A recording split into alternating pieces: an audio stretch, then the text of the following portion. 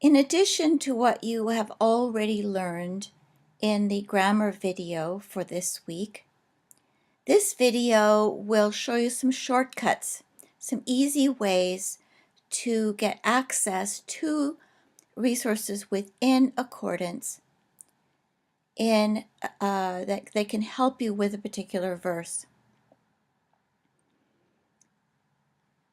In order to get access to these shortcuts, you have this Add Parallel drop-down menu.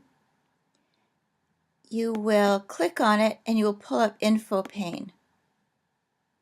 Whatever appears in this info pane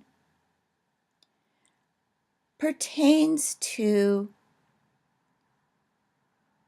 whatever text is indicated at the top.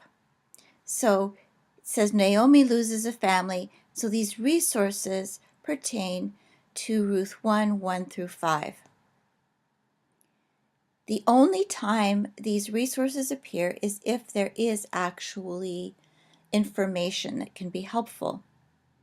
And when you hover over them, you notice that in the Instant Details window, you can see text critical information if you hover over apparatus, and grammatical information when you hover over the grammars.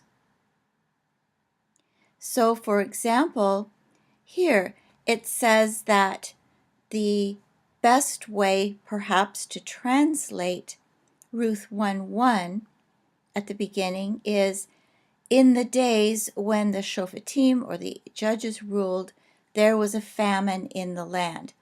So it's telling you that here where you have the Vav with Vayhi, it might be best to translate it as comma and when, or comma there was a famine in the land. Okay. If you move over to Juon Mor-Oka, it distinguishes between the occurrence of this word ish, a man. A man went, from Bethlehem, Judah, to dwell in the country of Moab. Okay. This tells you that that word ish has already been mentioned once you get to verse 2, but in verse 2 it has a definite article on it.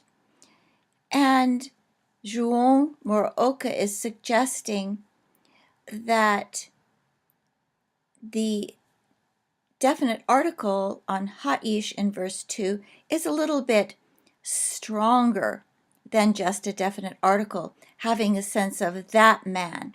In other words, the man about whom we have already been speaking. So these kinds of references can give you sort of nuances that you might miss on your own. Okay, and here in Gesenius, it's telling you that in a narrative, when you have the verb vayhi, it's an expression of time. It's a temporal clause, something like it came to pass. And this can help you to get a more nuanced reading, a smoother English reading than you might come across on your own. And if you move let's move down to verse 6. When 6 is at the top, you'll notice that the info pane changes. Okay? And it changes verse by verse. Okay? So each verse, only those references which can help you are going to appear, and you can just hover over them.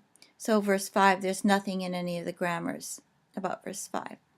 Okay, so this is a nice way of having sort of a quick access to resources that may be pertinent to your translation at any given time.